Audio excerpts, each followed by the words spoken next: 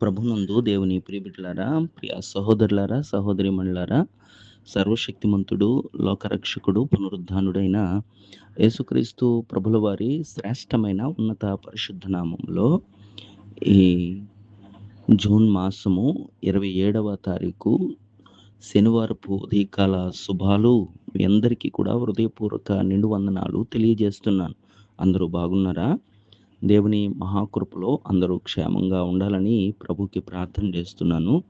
రండి, వాక్యాన్ని చదువుకుని ప్రార్థన చేసుకుందాం. దేవుడు నా ప్రార్థనను త్రోసివేయలేదు, నా యొద్ద నుండి తన కృపను తొలగింపను లేదు. ఆయన సన్నుతింపబడును గాక. కీర్తనల గ్రంథము 66వ అధ్యాయము 20వ వచనాన్ని మనము ఈ విలువైన మాటను ఆలోచన చేసి ధ్యానం చేసినట్లయితే, త్రోసివేయబడని ప్రార్థన, తొలగిపోని కృప, ఆయన స్తుతించే స్థితి. 3 విషయాలు దీంట్లో కనబడుతున్నాయి. త్రోసివేయబడని ప్రార్థన, తొలగిపోని కృప, ఆయన స్తుతించే స్థితి.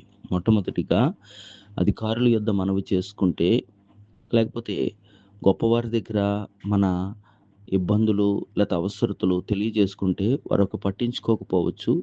నీ అప్లికేషన్ వారు రిజెక్ట్ చేయొచ్చు.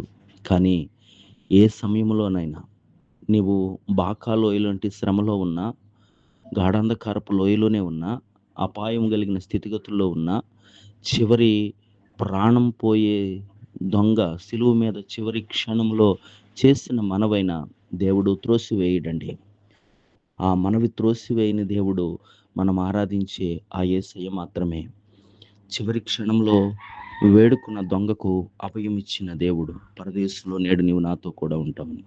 రెండవదిగా, అర్హత లేని మనకు మనం చేసిన అతిక్రమ దోషాలను బట్టి నేటి దినము ఆయుష్ను కలిగి ఉండటానికి ఏమాత్రం అర్హత లేని వారము అయినప్పటికీ మనము సజీవులుగా ఉన్నాము అంటే కనుక ఇది కేవలము ఆయన కృప. అందుకు మనము చేయవలసింది ఆయన నామాన్ని నిత్యము సన్నుతించవలసిందిగా, స్తుతించవలసిందిగా, కృతజ్ఞత చెల్లించవలసిన వారుగా ఉన్నాం. నీవు మొట్టమొదటిగా ఆయనకు ప్రార్థన చేస్తే ఆయన తప్పక ఏ స్థితిలోనైనా ఆలకించే దేవుడు, ఆయన సమీపంగా ఉండే దేవుడు. రెండవదిగా, అర్హత లేని మనకు ఇంతటి గొప్ప సజీవముగా లేదా సమస్తం కలిగి ఉన్నామంటే ఆయన కృపనిచ్చే దేవుడు. మూడవదిగా, మనం చేయవలసింది ఆయన స్తుతించడం వల్ల నా స్థితిగతులు మారుతాయి.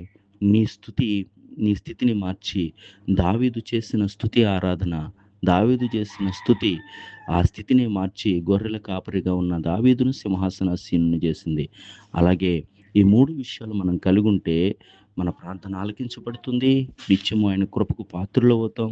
మూడవదిగా, మనం స్తుతిస్తే ఆయన మన స్థితిని మారుస్తాడు. అటువంటి కృప మన పరిస్థితులన్నీ మార్చడానికి పరిశుద్ధాత్మ దేవుని సహాయ సన్నిధి మనకు అనుగ్రహింపబడును గాక.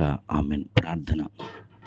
సకల ఆశీర్వాదాలకు కారణభూతుడా, సర్వశక్తిమంతుడైన గొప్ప దేవుడా, నీకు వందనాలు. గడిచిన దినాలన్నీ కూడా నీ కృప వెంబడి కృప చూపి మరలా రాత్రంతా సుఖనిద్రనిచ్చి ఆయుష్ను పొడిగించి ఆరోగ్యవంతులుగా నీ మాటలను ధ్యానిస్తూ ప్రార్థనతో మా దినచర్య ప్రారంభించే కృపనిచ్చినందుకు నీకు వందనాలు.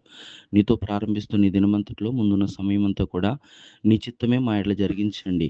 ఆయా దేశాల్లో ఉన్న బిడ్డలందరి చుట్టూ నీ కాపుదల భద్రత ఇచ్చేయండి. నేటి దినము పుట్టినరోజు, పెళ్లి రోజు జరుపుకుంటున్న వారికి నూతన సంవత్సర దయాకిరీటాలు ధరింపజేయమని, బలహీనులైన వారిని బలపరిచమని యేసు నామములో ప్రార్థన అడుగుచున్నాను పరలోకపు తండ్రి. ఆమేన్.